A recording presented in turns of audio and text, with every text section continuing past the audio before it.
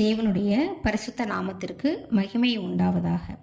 நாம் வேதத்தில் படித்திருப்போம், நமது முற்பிதாவாகிய யாக்கோபு தனது மனைவிகள் லேயாளுக்காகவும் ராகேலுக்காகவும் திருமணத்திற்கு முன்னதாகவே லாபானிடம் ஊழியம் செய்தார் என்று.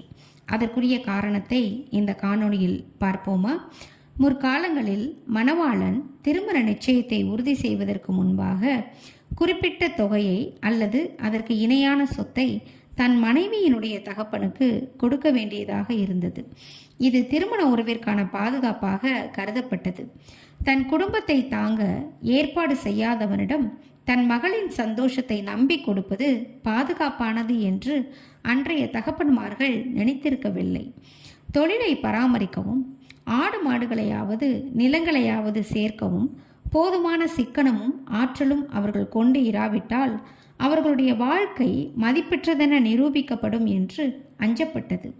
என்றாலும் மனைவிக்காக செலுத்த ஒன்றும் இல்லாதிருக்கிறவனை சோதிக்கும்படியான ஏற்பாடு செய்யப்பட்டது. யாருடைய குமாரத்தியை அவர்கள் நேசித்தார்களோ அந்த தகப்பனுக்கு வேலை செய்ய அவர்கள் அனுமதிக்கப்பட்டார்கள். அவர்கள் தங்கள் சேவையில் உண்மையாயிருந்து மற்ற காரியங்களிலும் தகுதியுள்ளவர்களாக நிரூபித்தால் அவர்கள் யாருக்கு சேவை செய்தார்களோ அவருடைய மகளை தங்கள் மனைவியாக பெற்றுக்கொள்வார்கள்.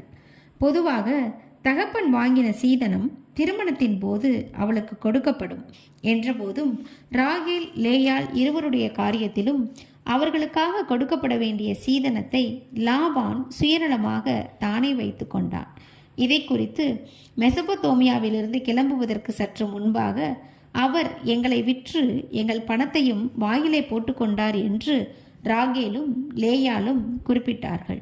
யாக்கோபு எதற்காக தன் மனைவிகளுக்காக லாபானுக்கு ஊழியம் செய்தார் என்பதனை இந்த காணொளியின் மூலம் அறிந்து கொண்டீர்களா?